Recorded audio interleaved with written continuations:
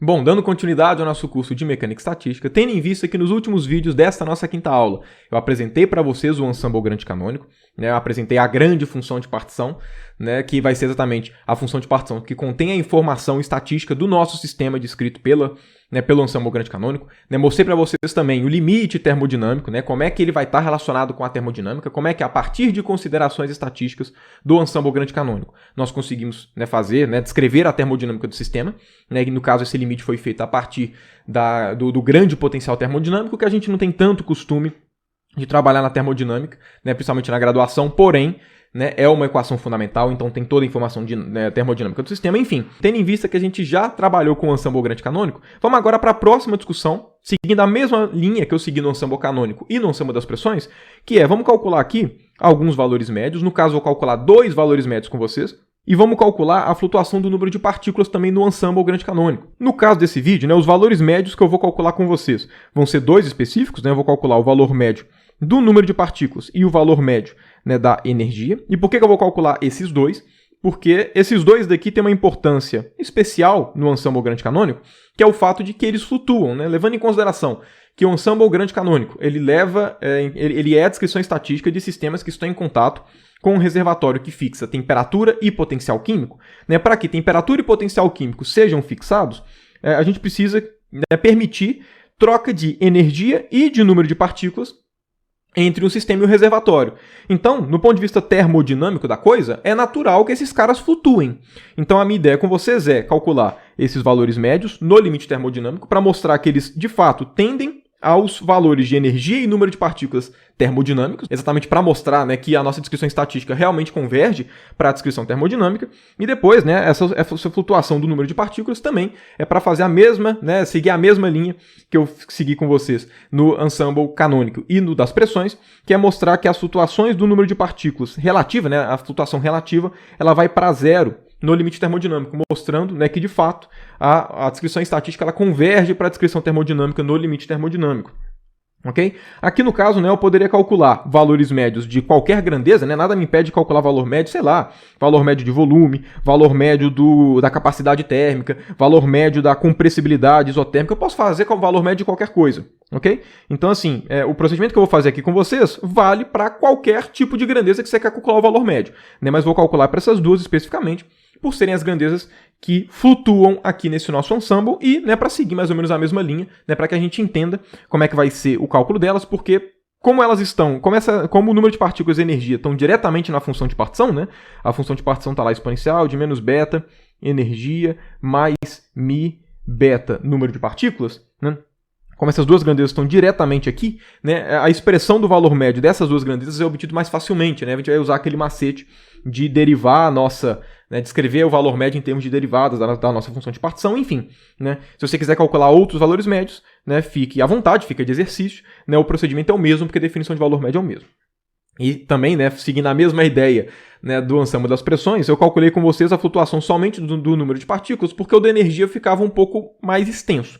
Aqui vai acontecer algo semelhante, então eu só vou calcular a flutuação do número de partículas, que já vai ficar um pouquinho extenso, porque a gente vai ter que usar aqui algumas relações de Maxwell para pegar no limite termodinâmico da coisa. Okay? Mas enfim, quem quiser fazer a flutuação da energia também, flutuação relativa, ΔU sobre U, fica de exercício. É um exercício legal para você treinar esse tipo de conta. Ok? Mas enfim, vamos lá. Vamos começar pegando uma expressão, calcular o valor médio do número de partículas e da energia do sistema, ok? Vamos começar aqui calculando o valor médio do número de partículas, pelo fato de que é a primeira vez que esse valor médio aparece, nos outros ensembles já aparecia o valor médio da energia, então vamos deixar lá para depois, Vamos começar calculando o valor médio diferente aqui. O que a gente faz é somatório em todos os microestados da grandeza em cada microestado, que você está querendo calcular o valor médio, multiplicado pela probabilidade daquele microestado, ok? Então, uma média ponderada levando em conta as probabilidades. E esse cara daqui vai ser igual ao quê? Vai ser igual a somatório em todos os microestados de NJ vezes a probabilidade, Qual que é a nossa distribuição de probabilidade? Exponencial de menos beta EJ mais beta mi NJ dividido pela grande função de partição, que como ela é constante, eu vou colocar ela aqui fora do somatório. A partir de agora, é o mesmo procedimento que a gente fez nos dois últimos ensembles. Como é que eu faço para poder fazer essa conta de uma maneira mais adequada? Olha só, o NJ ele está no expoente da nossa exponencial, então a gente pode obter o NJ aqui a partir de derivadas. Então, ou seja, esse cara daqui pode ser escrito como sendo o quê? 1 sobre função de partição, né, a grande função de partição canônica, somatório do quê? Ó, se eu derivo essa expressão com relação a μ, essa exponencial com relação a μ, então vou lá, menos beta EJ, mais beta μ NJ, vai cair o quê? Vai cair aqui um beta μ. Só que eu não tinha o beta, então eu tenho que tirar o beta, o que eu faço? Divido a expressão por beta. Matou.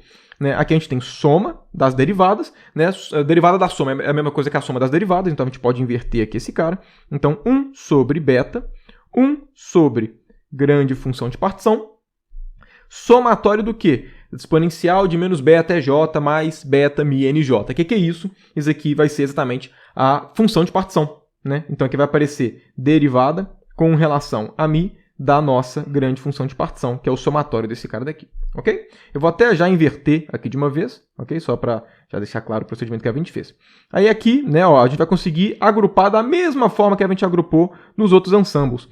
O que é 1 sobre uma função derivada da função? Esse cara daqui é a mesma coisa que a derivada do log. Então a gente pode escrever como sendo 1 sobre beta, derivada com relação a μ do ln da grande função de partição, ok? Ou seja, o valor médio do número de partículas no ensemble, né, grande canônico, ele vai ser o quê? Ele vai ser igual a 1 sobre beta, derivada com relação a μ do ln da grande função de partição. Agora, também é possível escrever essa expressão de uma outra maneira que vai ser bem conveniente aqui pra gente, que é em termos da fugacidade, que eu defini para vocês na aula que eu apresentei, né, que eu cheguei com vocês, na distribuição do ensemble grande canônico. Né, como eu comentei, a fugacidade ela vai facilitar bastante algumas contas, em especial nos valores médios, principalmente no valor médio da energia, como vai ficar claro aqui, ok? Mas enfim, como a fugacidade é uma grandeza natural, né, de você trabalhar com ela, ao invés de exponencial de beta μ, ao invés de você troca o potencial químico pela fugacidade, vamos escrever essa expressão daqui em termos da fugacidade também, ok? É conveniente a gente saber fazer isso, porque como eu comentei, 90% das contas envolvendo o potencial grande canônico, a gente usa a fugacidade, não o potencial químico, é mais fácil, ok? Então vamos lá, como é que a gente faz essa mudança? Aqui apareceu a derivada com relação a μ. O que a gente tem que fazer? A gente tem que trocar a derivada com relação a μ para a derivada com relação a z, com relação à fugacidade. Como é que a gente faz isso? A gente faz isso com regra da cadeia, né? Ou seja, eu vou usar aqui uma... Eu vou colocar aqui de ladinho, ok? Mas eu vou usar aqui... Não, eu vou colocar aqui em cima, porque vai aparecer bastante. Eu vou usar aqui a relação. Eu vou colocar aqui a relação. Né? Quanto é que vale derivada com relação a μ, se eu quero escrever em termos da fugacidade? Bom, esse cara daqui vai ser derivada com relação à fugacidade, né? Eu estou usando Z minúsculo. Derivada da fugacidade com relação a μ, por regra da cadeia. Quanto é que dá derivada da fugacidade com relação a μ? Esse cara daqui não é derivada com relação a μ de exponencial de beta μ. Aí agora, derivada com relação a z? Ou seja, essa derivada vai dar o quê? Quando eu derivo com relação a μ essa exponencial, vai ficar beta vezes a exponencial. Ou seja, vai dar beta vezes a própria fugacidade. Derivada com relação à fugacidade. Então, para poder escrever essas relações em termos da fugacidade, né, no lugar do potencial químico, basta trocar as derivadas do potencial químico para esse cara daqui. Vou até escrever de verde, ok? Ou seja, essa é a nossa expressão. Ó, o beta vai cortar com beta, vai ficar z derivada com relação a z, né, derivada com relação a z, do ln da nossa grande função de partição. Então, uma outra maneira de se escrever, em muitos aspectos mais conveniente. Ok? Bom, dado isso, vamos agora para o segundo valor médio. Vamos determinar aqui quem que é o valor médio da energia. Né? Vamos calcular esse cara. Né? Vamos lá, por definição, como é que é o valor médio de qualquer grandeza a partir de uma distribuição de probabilidade? Você faz o quê? Some em todos os microestados, em todas as configurações daquele seu sistema, o valor da energia com o peso da probabilidade. Okay? Esse cara daqui vai ser a mesma coisa que o que vai ser? Ó, somatório em todos os microestados de EJ. Agora, né, probabilidade vai ser exponencial de menos beta EJ mais beta μ NJ. E aí agora dividido pela nossa grande função de partição, que é a normalização da distribuição de probabilidade. Aqui, exatamente a mesma ideia. Como é que eu faço para poder obter o EJ aqui? Para poder obter o EJ, o que a gente teria que fazer é derivar com relação a beta. Mas quando eu derivo com relação a beta, também vai cair aqui um μ NJ. Né? Então vamos lá. Esse cara daqui passa para a gente uma ideia de que um candidato ao valor médio da energia vai estar relacionado com a derivada com relação a beta da nossa função de partição. Né? Okay? Da nossa função de partição. Vamos lá, esse cara daqui vai ser igual ao quê? Né? Se eu for escrever a grande função de partição, ela é somatório em todos os microestados de exponencial de menos beta é J mais beta μ NJ. Ok, eu vou até escrever esse cara daqui, eu coloco a derivada do argumento depois. Agora, né, quando a gente for derivar esse cara, derivada exponencial, né, vai ser exponencial vezes a derivada do argumento. Aqui vai cair o quê? Vai cair um menos EJ, quando eu for derivar com relação a beta, e vai cair aqui um mais mi NJ. Ok? O que a gente faz agora? Esse cara daqui, ó, eu vou separar em dois somatórios. Aqui vai ficar somatório com relação a J, vai ficar menos somatório com relação a J de EJ exponencial, aqui é a nossa distribuição de probabilidade, mais somatório com relação a todos os microestados de NJ, mi NJ, o mi eu vou colocar aqui para fora, ok? Porque ele é uma constante, né? É fixado, né? O dado que está em contato com o reservatório, ok? Aqui é a nossa exponencial. Agora, quem que são esses dois caras daqui? Eles são quase os valores médios de energia e número de partículas. Por que quase? Porque para ser o valor médio, precisava, né, ter a função de partição dividindo, né? Precisava ter a normalização para que esse cara daqui fosse a probabilidade, ok? Então, o que a gente faz? Vamos multiplicar ambos os lados por 1 sobre grande função de partição. Quando a gente fizer isso, agora sim, essas exponenciais, né, somatórios dessas exponenciais, com esse EJ e NJ, vão ser os valores médios, ok? Então, quanto é que vai dar esse cara daqui? Ó, aqui a gente vai ter menos valor médio da energia, relacionado a esse primeiro termo daqui, mais mi vezes o valor médio do número de partículas. Agora, o valor médio do número de partículas, a gente sabe quem é, a gente acabou de calcular. Esse cara daqui vai ser igual ao quê? Então, vai ser menos valor médio da energia, mais mi, valor médio do número de partículas, 1 sobre beta, derivada com relação a mi, do ln da grande função de partição, ok? E esse cara daqui é igual ao quê? É igual a 1 sobre grande função de partição, derivada da grande função de partição. Isso é a mesma coisa aqui, derivada do log, ok? Então, deriva com relação a beta, o ln da grande função de partição. Ou seja, readequando aqui, né, escrevendo na ordem óbvia, a gente acaba de determinar que o valor médio da energia no ensemble grande canônico, ele vai ser igual ao quê? Ele vai ser igual a menos derivada com relação a beta do ln da grande função de partição, ok? Mais mi sobre beta derivada com relação a mi do ln da grande função de partição, ok? Então essa daqui é a forma da gente escrever o valor médio em termos exatamente em termos aqui do nosso potencial químico. Agora, além dessa forma daqui, a gente também consegue escrever o valor médio da energia em termos da fugacidade, que, como eu já tinha comentado com vocês, né, deixa algumas expressões mais enxutas, e o valor médio da energia é uma delas. Na prática, teria sido até mais conveniente a gente ter começado a fazer essa conta em termos da fugacidade. Eu fiz em termos aqui do potencial químico, usando a distribuição, né, da forma como a gente chegou inicialmente, só para vocês verem os mesmos procedimentos que foram feitos nos últimos ensembles, sendo repetidos aqui, para vocês verem que existe uma constância. Para que, se vocês se depararem com outros ensembles, vocês consigam fazer isso naturalmente. Agora, como é que a gente poderia ter feito o valor médio de U em termos da fugacidade, para que ficasse muito mais fácil as nossas contas? Era bem simples, é só vamos lá. Primeiramente, quanto é que é o valor médio de U? O valor médio de U é somatório em J, né, de EJ, probabilidade de cada microestado. Aqui, normal. Se a gente for escrever essa relação em termos da fugacidade, esse cara daqui vai ficar o quê? Vai ficar somatório em J de EJ, Z elevado a NJ, exponencial de menos beta EJ, né? Que já escrevendo, né, tirando aquela parcela que envolve o potencial químico, escrevendo em termos aqui da fugacidade. Claro, já ia me esquecendo, aqui tem que ter, né, a nossa grande função de partição, né, para fazer a normalização da probabilidade, senão não é uma probabilidade. Agora, olha só, o fato da gente ter escrito em termos da fugacidade faz com que o EJ que está aqui, a gente consegue obter ele derivando com relação a beta, essa exponencial, e só vai cair o EJ. Não vai cair um termo relacionado ao número de partículas. Isso facilita muito. Ou seja, a gente consegue escrever esse cara como sendo o quê? 1 sobre grande função de partição, somatório com relação a J, de que? Derivada com relação a beta, ZNJ, exponencial de menos beta EJ. E aí, olha só, derivado com relação a beta vai fazer cair um menos EJ. Então, eu tenho que colocar um menos aqui para fazer a normalização. Mas aí aqui você poderia me perguntar, mas Felipe, você não pode fazer isso, porque a fugacidade, ela depende do beta também, certo? Afinal de contas, Z é igual a exponencial de beta mi. Então, se você deriva com relação a beta, você não pode derivar só a exponencial. Você também tem que derivar a fugacidade. E quando você fizer isso, vai cair no mesmo problema que você caiu antes. Você não pode simplesmente ignorar que a fugacidade depende do beta.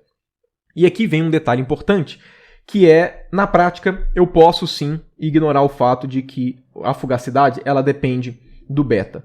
Por quê? Porque quando eu coloco, né, quando eu defino a fugacidade, eu estou, na verdade, não só mudando a forma de escrever exponencial de beta-mi, mas na prática o que eu estou fazendo é eu estou mudando as variáveis independentes do nosso sistema. Eu vou terminar aqui de fazer as contas, ok? Chegar na expressão do valor médio da energia, e a partir do momento que eu chegar no valor médio, aí sim eu volto nessa discussão de se eu poderia ou não ter ignorado que a fugacidade tem uma função de beta.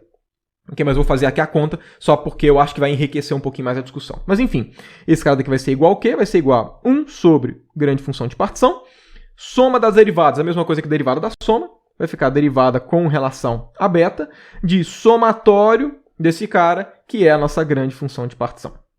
Então, nossa grande função de partição aqui. Ou seja, esse cara daqui é igual ao quê? Menos derivada com relação a beta do ln da grande função de partição. Então, o que a gente acabou de chegar aqui é que o valor médio da energia, ele é o quê? Menos derivada com relação a beta, ln, né, do ln da nossa grande função de partição. E aí, né, vamos lá, a partir dessa expressão, aí você pode chegar para mim ainda e falar, Felipe, essa expressão não pode estar correta, senão ela contradiz o que você chegou anteriormente. Olha só, deixa eu pegar aqui essa expressão que a gente chegou inicialmente, ok? Vamos pegar ela e vamos comparar aqui, porque na prática realmente parece que uma contradiz a outra, né? Porque olha só, se eu falo que é o valor médio em termos da fugacidade esse cara daqui, então a de baixo teria que estar errada, porque é exatamente o que eu obtive em cima mais esse termo, então isso não pode estar correto. E aí eu volto àquela discussão. Quando eu defino a fugacidade, eu estou mudando as variáveis independentes do nosso sistema. E o que significa? Significa que o grande potencial, né, a grande função de partição, perdão, que aparece aqui embaixo, ela é uma função de quê? Ela é uma função da temperatura, né, aqui no caso de beta, né, eu estou tratando beta como sendo a variável, né, de beta, e também é uma função do potencial químico. Okay? Então, é uma função de beta e do potencial químico. Claro, pode ser também do volume, né, não tem nenhum problema ser do volume, né, mas enfim, aqui eu estou pegando só as variáveis que fazem mais diferença aqui nesse nosso problema, porque envolvem derivados com relação a elas. Quando a gente escreve a expressão dessa primeira forma, essa grande função de partição está escrita em termos de outros parâmetros. Aqui eu estou tratando ele como uma função de beta e como uma função da fugacidade. Então perceba, quando eu defino a fugacidade, é equivalente a eu falar que o meu reservatório é um reservatório que fixa a fugacidade. Ou seja, eu estou trocando a variável μ pela variável z. Eu estou tratando agora o z não como somente uma forma de se escrever exponencial de beta-μ. Não, eu estou tratando ele como variável independente. Como eu estou tratando ele como variável independente, essa expressão ela fica facilitada. E isso, de fato, acontece muitas vezes. Por exemplo, vamos voltar lá no caso da termodinâmica, ok? Se vocês lembrarem, vou pegar a representação aqui da energia só para poder usar um exemplo. A gente chegou que du é igual a Ts menos Pdv, né? TdS menos Pdv mais μ dN, ok? E aí eu mostrei para vocês que se a gente faz derivada de U com relação ao volume, né? Vamos lá, derivada de U com relação ao volume, mantendo entropia e número de partículas fixado, né? Esse cara daqui tem que ser igual a quê? Menos pressão. Porém, perceba, essa expressão só faz sentido se a energia que eu estou colocando aqui for uma energia escrita em termos de entropia, volume e número de partículas. Como é que eu sei isso? Eu sei isso porque eu estou derivando a energia com relação ao volume, então eu sei que o volume é uma variável independente, e, no caso, eu estou mantendo fixado entropia e número de partículas. Quando eu falo isso, né, que eu estou derivando com relação ao volume e mantendo essas grandezas constantes, significa que eu estou tratando a minha energia como função das grandezas que eu estou mantendo constante e da grandeza que eu estou derivando, ok? Tanto é que derivada de U com relação a V só é igual a menos a pressão se eu mantenho constante S e N. Se eu não mantenho constante Sn, essa derivada não é pressão. Essa derivada pode ser qualquer coisa. Sei lá, vai que eu mantenha, por exemplo, a temperatura fixada. Temperatura e potencial químico. Ok? De cara, essa expressão não é, e eu vou até colocar aqui em vermelho, não é igual a pressão. Ok? Não é igual a pressão. Mas aí você poderia chegar para mim e falar, mas Felipe, aqui é uma situação diferente, porque você está falando quais grandezas você está mantendo fixado. Se você está mantendo essas grandezas fixadas, é óbvio que essa derivada e essa derivada não vão ser iguais. Porém, aqui a gente tem exatamente a mesma coisa. O que significa uma derivada parcial? Uma derivada parcial, para você fazer a conta, não é deriva a sua função com relação àquela grandeza, mantendo as outras constantes. Sempre que você faz uma derivada parcial, você mantém as outras coordenadas constantes. Agora, quais são essas outras coordenadas? Na prática, quando eu escrevi essa expressão sem essa dependência, Já estava implícito quais eram as coordenadas que eu estava usando para poder descrever essa função. Entende? Na prática, vamos lá, olha, levando em consideração que esse cara daqui é uma função de beta e de mi, essa derivada com relação a beta, ela é mantendo o que constante? Ela é mantendo o potencial, né, o potencial químico constante. E essa derivada daqui é mantendo o beta constante, ok? Estou derivando com relação com relação ao potencial químico, mantendo o beta constante. Agora, e essa derivada daqui? Quando eu coloquei essa derivada atuando somente na exponencial, essa derivada está vendo z elevado a nj como sendo o quê? Como sendo constante. Então, na prática, essa derivada daqui é mantendo o quê? Mantendo a fugacidade constante. Então, perceba, agora deve ter ficado claro de que essas duas expressões elas não são incompatíveis. Apesar daqui ter a mesma derivada com relação a beta, no sentido de você estar derivando com relação a beta, essas derivadas na prática não são iguais. Porque uma eu estou derivando com relação a beta tratando z como constante, porque ele é uma variável independente do meu sistema, e aqui eu estou derivando com relação a beta mantendo o mi constante, porque o mi é a variável independente do meu sistema nesse caso. Ok? Então, sempre tomem muito cuidado quando vocês forem tratar com derivadas parciais. Se vocês forem reparar, depois que eu saí da revisão termodinâmica, eu escrevi muitas derivadas parciais sem falar qual é a constante, qual que era a variável que estava sendo mantida constante. Por quê? Porque em todos os contextos que eu trabalhei com vocês depois da revisão termodinâmica, as variáveis independentes eram muito claras quais eram. Então a gente não tinha muita dificuldade de saber. Ok? Mas percebam, essa derivada com relação a beta, apesar de parecer ser a mesma coisa, não é a mesma coisa. Okay? A questão é só que eu não tinha deixado claro quais eram as variáveis que estavam sendo mantidas constantes. E isso tem que ser deixado claro quando você vai fazer uma conta. Okay? Essa derivada com relação a beta ela mantém z constante, essa derivada com relação a beta mantém mi constante. Por isso que eu posso escrever dessas duas formas. Okay? Inclusive, né, só para colocar como exemplo essa questão das dependências, se vocês repararem, quando eu fiz aqui, né, a nossa mudança, né, de beta de derivada, com relação a mi para derivada com relação a z, no caso do número médio de partículas, a gente não teve esse problema, né, de acabar aparecendo uma inconsistência. Mas por quê? Porque, olha só, independente de quem que eu estou mantendo aqui como variável independente, se é o z ou se é o mi, a derivada com o mi aqui, ela está mantendo o que constante? Ela está mantendo beta constante, porque esse cara daqui, ele é o quê? Ele é uma função de quê? De beta e de mi, nesse caso. Aqui eu estou fazendo essa derivada mantendo o que constante? Aqui eu estou fazendo mantendo o beta constante. E aqui esse cara é uma função de beta e de mi. De beta e da fugacidade, de z. Então perceba, nesse caso do valor médio de partículas, não deu nenhuma inconsistência, porque a variável que estava sendo mantida constante, ela não mudou. É a mesma variável constante, que é o beta nos dois casos. Ok? Então, nesse caso daqui, eu poderia tratar z, ou a fugacidade, não como uma variável independente, mas somente como uma mudança da forma de se escrever a função. Por isso que eu fiz a mudança dessa forma. Okay? Por isso que eu realmente, né, na hora de fazer a mudança aqui, escrever a relação do número médio em termos da fugacidade, por isso que eu fiz aqui uma regra da cadeia. Eu não poderia fazer isso lá embaixo. Okay? Eu não poderia fazer isso com o valor médio da energia. Se eu fizesse uma regra da cadeia nesse caso daqui, eu não ia cair nessa expressão. Faça o teste. Você não cai na mesma expressão. Por quê? Porque quando você faz uma regra da cadeia, você está tratando a fugacidade não como uma variável independente, mas está tratando ela como uma função da variável mi, que aí sim seria a sua variável independente. Então você está relacionando uma variável com a outra. Aqui é diferente. Nesse caso daqui, a gente está tratando z como variável independente. Espero que tenha ficado claro essa distinção. É uma distinção sutil que passa despercebida em muitas discussões de quando a gente vai falar de derivadas parciais, enfim, né, de cálculo de funções de várias variáveis. Sempre tome cuidado qual que é a dependência da sua função, ok? Enfim, falei demais aqui, né? Vamos voltar para a nossa discussão para não ficar muito desvirtuada. Então tá aqui, né? Valor médio da energia, valor médio do número de partículas. Né? Vou até voltar a escrever ele aqui. Valor médio do número de partículas, né, é igual aqui a 1 sobre beta, né, 1 sobre beta, derivada com relação a mi do ln da grande função de partição. Aqui eu vou escrever realmente com relação a mi, por quê? Porque agora eu vou fazer com vocês, né, vou mostrar que o valor médio de U e o valor médio de N tendem a U e N termodinâmicos, né, que é exatamente o primeiro passo para poder mostrar que a termodinâmica faz sentido, né? Para poder mostrar que, de fato, a nossa descrição estatística converge para a termodinâmica no limite termodinâmico. Para isso, é melhor escrever com relação a mi ao invés da fugacidade, porque apesar da expressão da fugacidade ficar mais redondinha, o limite termodinâmico ele é a partir do grande potencial termodinâmico.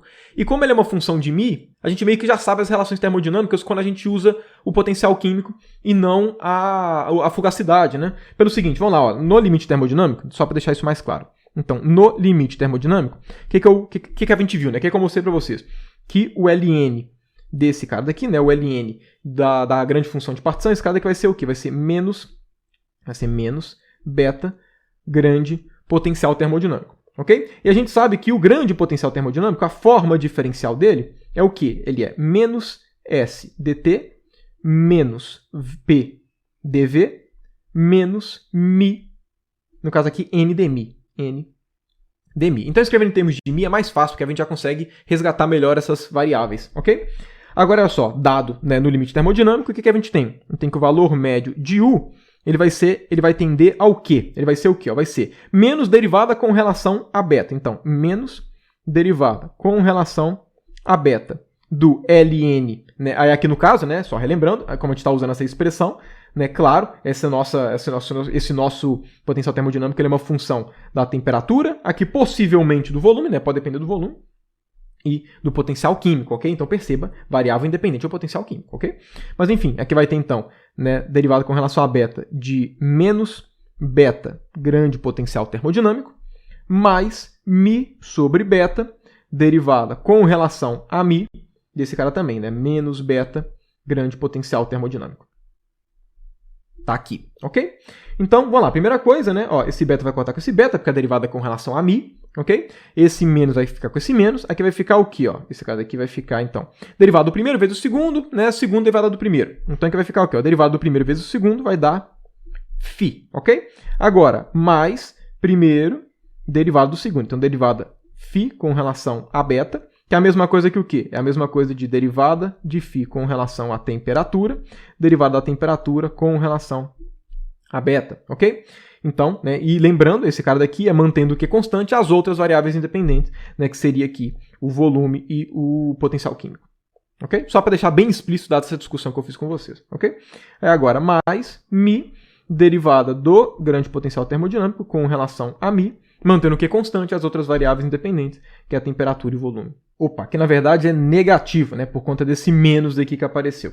Então, vamos lá, né, a partir da nossa forminha aqui, né, diferencial do nosso φ, essa primeira parcela daqui vai dar o quê? Vai dar menos mi vezes o número de partículas negativo, então aqui vai ficar mais μn, ok? Aqui vai ficar o quê? Vai ficar φ mais beta, que é 1 sobre kt. Derivada de t com relação a beta é a mesma coisa que 1 sobre derivada de beta com relação a t, que vai dar, né, enfim, se vocês fizerem a conta, vocês vão ver que esse termo daqui vai dar o quê? Vai dar um menos kt quadrado. Aqui é bem simples, ok? E esse cara daqui vai dar menos a entropia. Ou seja, o valor médio da energia no limite termodinâmico vai tender ao quê? Ó, grande potencial termodinâmico. Energia menos Ts menos μn, né, a transformação de Legendre. Agora, ó, vai cortar aqui menos com menos, K vezes T vai cortar com K vezes T, mais Ts mais μn. Olha só que maravilha, que surpresa, ninguém esperava por isso. μn corta com μn, Ts com Ts. O valor médio tende ao valor termodinâmico, né, de fato. Então, primeira coisa, convergiu. Vamos lá para o segundo valor médio, número médio de partículas. Esse cara daqui vai ser igual ao quê? Né? Vai ser no limite termodinâmico, vamos lá, 1 sobre beta, derivada com relação a mi, do que, né, vai ser aqui de menos beta, grande potencial termodinâmico. Ok? O que vai cortar? Ó, vamos lá, beta vai cortar com beta, aqui a gente tem o quê? Menos derivada do grande potencial termodinâmico com relação a mi, mantendo as outras variáveis constantes, que é t e v. Esse cara daqui vai dar o quê? Vai dar menos daqui. Esse cara daqui vai dar menos n, então n, olha só que surpresa, o valor médio de n tende para o n de fato, ou seja, os valores médios convergem para os valores termodinâmicos. Então, esse é o primeiro aspecto, né, bem interessante, os valores médios convergindo no limite termodinâmico. Enfim, mais uma mostra, né, de que a estatística pode ser usada para prever a termodinâmica. O que eu vou calcular com vocês agora? A segunda parte desse nosso tópico, que é, vamos calcular agora as flutuações do número de partículas. Ok? A flutuação dos números de partículas, enfim, a gente vai usar aquela expressãozinha obtida no ensemble canônico a partir do desvio padrão, ok? Eu mostrei para vocês que a incerteza, né, ou as flutuações do número de partículas ao quadrado, esse cara é igual ao quê? Ele é o valor médio de n ao quadrado menos o valor médio de n ao quadrado. O valor médio de n a gente já sabe quanto é que vale, então essa parcela daqui vai valer menos n quadrado. O que a gente tem que saber na prática, então, é quem que é esse valor médio de n2. Okay? E como é que a gente vai fazer para pegar esse valor médio de N2? Mesma coisa que a gente fez em todos os outros ensembles, ok? Vamos lá, como é que a gente faz para calcular o valor médio de n quadrado? Distribuição de probabilidade, né? A gente usa ela, então somatório em todos os microestados de nj ao quadrado, probabilidade de j. Esse cara aqui vai ser igual a quê? 1 sobre função de partição que normaliza a distribuição de probabilidade, somatório em todos os microestados, nj ao quadrado, exponencial, menos beta é j, mais beta mi nj. Eu vou usar aqui essa expressão, não em termos da fugacidade, porque o do nj já sai direto mesmo. Ok? Então, olha só, como é que a gente faz para poder obter esse cara? A gente deriva duas vezes com relação, né, ao mi, ok? Então, ou seja, somatório aqui, deriva duas vezes com relação ao mi. Quando a gente deriva duas vezes essa exponencial daqui com relação a mi, então vamos lá, vou até colocar aqui, 3 pontinhos. Quando a gente deriva duas vezes com relação a mi, vai cair beta n e depois beta n. Então vai cair um n quadrado, mas vai cair um beta quadrado. Então a gente tem que dividir por beta ao quadrado para poder ficar certinho.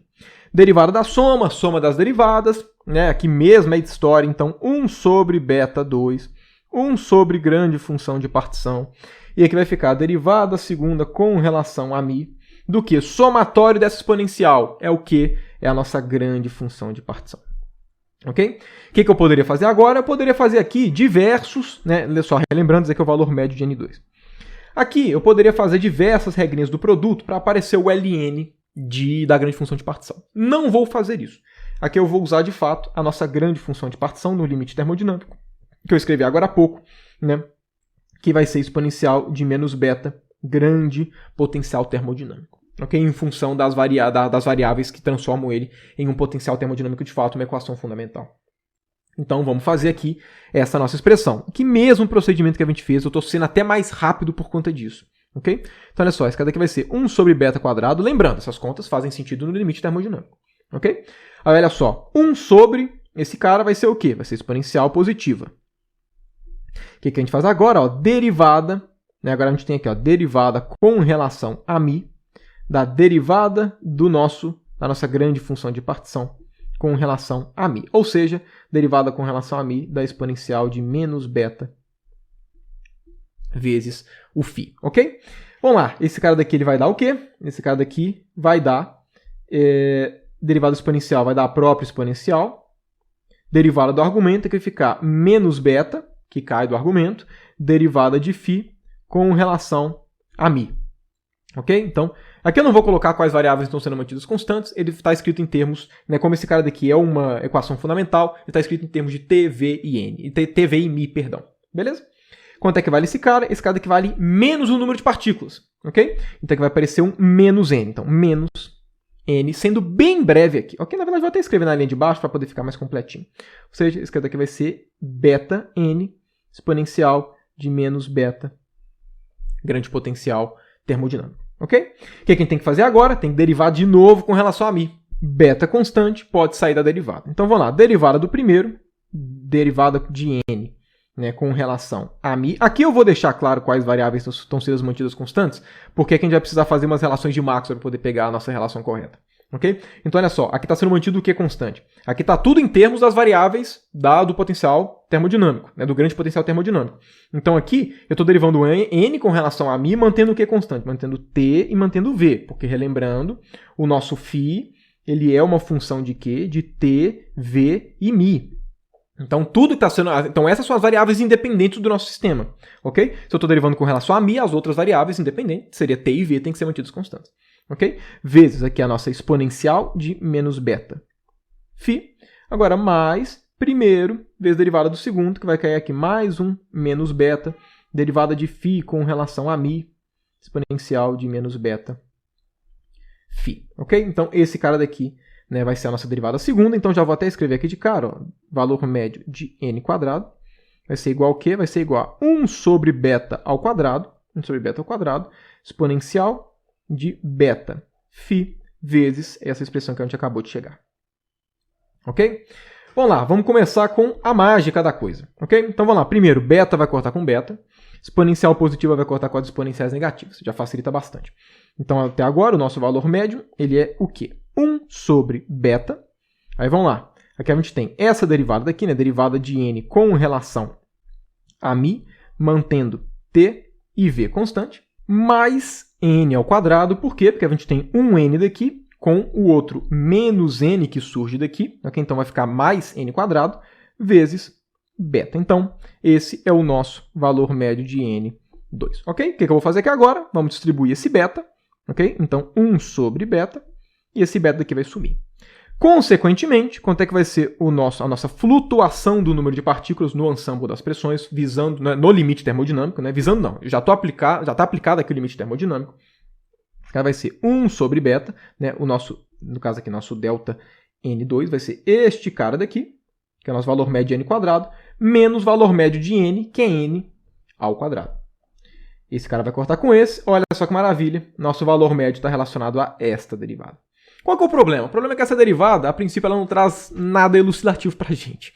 Então a gente precisa, né, tentar fazer aqui alguma relação de Maxwell, alguma coisa do tipo. Se vocês forem se lembrar da primeira aula de revisão termodinâmica, que eu apresentei exatamente as relações de Maxwell, eu comentei com vocês que um critério para a gente saber qual relação de Maxwell buscar é a partir desses caras. A gente sempre vai buscar relações de Maxwell que envolvam as variáveis independentes, que envolvam o potencial termodinâmico, a equação fundamental da termodinâmica, que tenham essas dependências daqui, né, essas sejam as suas variáveis independentes. Na prática, essas aqui são as variáveis independentes do grande potencial termodinâmico. Mas a gente não consegue pegar uma relação de Maxwell aqui a partir do grande potencial termodinâmico. Por quê? Porque o N ele já é uma derivada com relação a μ. Então aqui eu teria derivada com relação a μ da derivada com relação a μ. E as relações de Maxwell são relações que você consegue invertendo as derivadas. Então aqui a gente não tem nenhuma relação de Maxwell. A gente só tem relações de Maxwell para derivadas cruzadas, okay? Para derivadas em relação a parâmetros diferentes. Então, o que a gente vai fazer aqui? A gente precisa de uma outra forma escrever esse cara, né, qual que é a relação dele com uma outra derivada, okay? Para aí sim, a partir dessa outra derivada, tentar buscar relações de Maxwell, alguma coisa do tipo. O que a gente vai fazer aqui? Olha, tem uma regrinha. Toda vez que aparece o μ, a gente sempre vai escrever aquela relação de Gibbs do Heine. Ela ajuda bastante. Então, vamos lá. Primeiramente, vamos escrever essa relação da seguinte forma. 1 sobre beta, 1 dividido por derivada de μ com relação a n. Então aqui T e V. Sempre que a gente quer trocar o μ por alguma outra grandeza termodinâmica, é bem conveniente usar aquela relação de Gibbs do Heine. Fala pra gente aqui, S dt menos V dp mais N dμ é igual a zero. Teve uma aula na nossa revisão termodinâmica que eu usei só para isso. Ok? A partir dessa expressão, a gente chega ao quê? Que dμ ele é igual ao quê? A gente chega que dμ vai ser igual a menos S dt mais V dp, né? No caso, N dμ. Passando o N dividindo, a gente chega nessa expressão daqui. Ok? Então, olha só. Aqui a gente tem derivada do μ com relação a N, mantendo T e V constantes. A partir da relação de Gibbs do Heine, a gente consegue falar o quê? Derivada de μ com relação a N, mantendo T e V constantes, vai ser igual ao quê?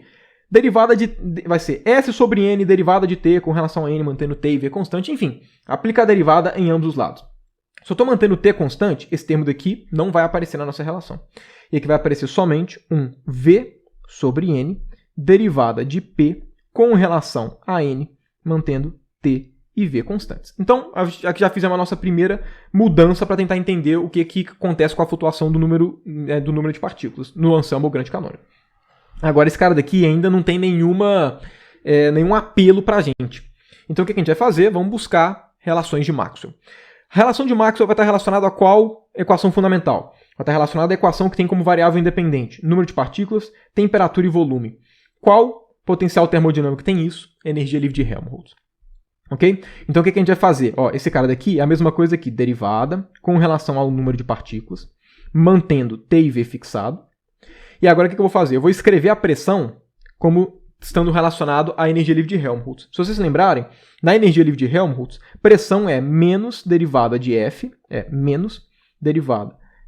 com relação a V, mantendo o que constante? Mantendo temperatura e número de partículas. Ok?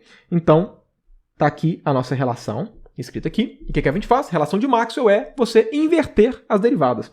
Então, esse cara daqui vai ser menos derivada com relação ao volume, mantendo temperatura e número de partículas fixada, da derivada da nossa energia livre de Helmholtz com relação ao número de partículas, mantendo T e V fixados. Quem que vale esse primeiro termo daqui? Né? Se vocês forem pegar, né, a nossa a forma diferencial, esse cara daqui vai ser o μ. Então esse cara daqui é o nosso potencial químico, de forma que, pela nossa relação de Maxwell, né, nos mostra que essa derivada daqui, ela é menos derivada do potencial químico com relação ao volume, mantendo T e N constante, ok? Ou seja, no final de contas, a gente, né, o que a gente já conseguiu mostrar até agora?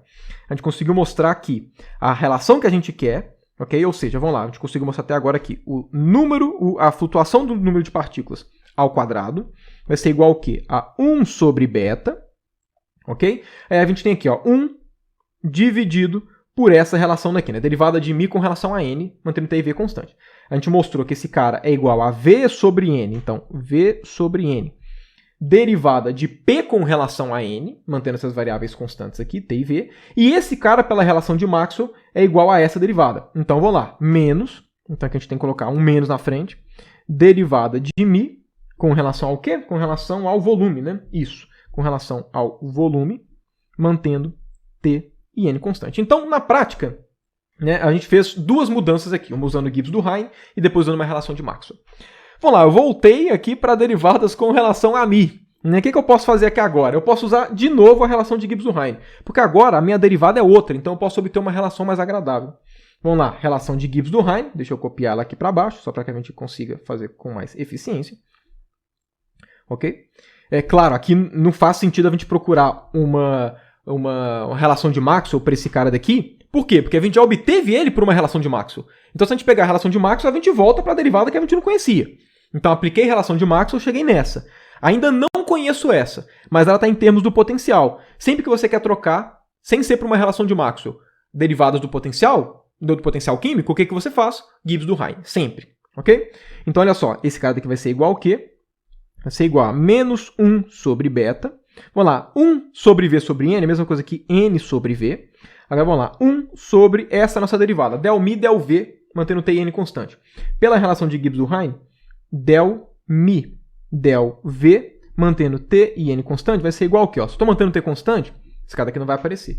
Vai aparecer aqui um V sobre N, né, derivada de P com relação ao volume, mantendo T e N constante. Opa, aí sim, aí agora é só alegria, só correr para o abraço.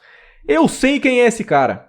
Esse cara daqui está relacionado com a compressibilidade isotérmica. Por quê? Porque olha só, aqui a gente tem, se a gente inverte, né, esse cara daqui é igual a 1 sobre, né, derivada de V com relação a P, mantendo T e N constante. O que esse cara daqui é? Esse cara daqui mede o quanto o volume de um sistema varia quando eu modifico a pressão nele, mantendo a temperatura constante. Então, esse cara daqui, ele é o quê? Esse cara daqui é a mesma coisa que esse cara aqui de baixo, né? Esse del V, del P, mantendo T e N constante. Esse cara daqui, ele está relacionado com a compressibilidade. Então, aqui vai ser 1 sobre, né, compressibilidade isotérmica, ok? Só que aqui tem um menos V na frente, porque a compressibilidade era definida como menos 1 sobre V, esse cara daqui. Então, vamos lá, né? Aqui a gente tem V sobre N, e aqui um menos, que vai trocar com esse menos aqui, vai ficar mais. É que vai aparecer um 1 sobre V, compressibilidade isotérmica. Aqui, claro, esses V's daqui vão cortar, ok? Esse N vai passar para cima junto com o KT, ou seja, a nossa flutuação do número de partículas é igual ao quê? 1 sobre beta, que eu já vou escrever como sendo KT, ok? Vai ficar aqui N quadrado, KT, dividido por V, ok? Então, temos aqui essa nossa expressão, que ela ainda pode ser escrita como sendo aqui N, e aqui dividido por Vzinho. Então, vou até colocar aqui, ó, KT, N, e esse cara daqui, Vzinho. Então, tá aqui. E, claro, isso daqui é o nosso delta N ao quadrado, ok? Desde o início aqui, nosso delta N ao quadrado. Agora, olha só, o que isso aqui significa? Isso aqui significa que o nosso delta N, ele é proporcional ao quê? A raiz desse cara. Todos esses fatores aqui são constantes, ok? E são grandezas intensivas. Okay, ó, temperatura é constante porque é fixado. Compressibilidade isotérmica enfim, não vai para infinito no limite termodinâmico. Volume, né, por partícula, é uma quantidade intensiva. Enfim, esse cara daqui, ele é proporcional à raiz de N. Olha só que maravilha. Quanto é que vai valer a flutuação relativa aqui do número de partículas, então? Flutuação relativa, que é a flutuação que importa, ok? Você saber como é que a grandeza está flutuando em relação às escalas do seu sistema. Isso que importa. Então, delta N por N vai ser proporcional ao quê? 1 sobre raiz de N, que é a lei dos grandes números, mostrando que o limite termodinâmico existe aqui, né? Faz sentido a conexão com a termodinâmica, porque as flutuações das grandezas né, no caso aqui do número de partículas, que flutua, né, na nossa descrição estatística do ensemble grande canônico, ele tende para zero no nosso limite termodinâmico, né, ou seja, a termodinâmica é possível aqui, né, existe um regime termodinâmico, né, enfim, essa expressão daqui no ensemble grande canônico é o que mostra que de fato a termodinâmica é possível.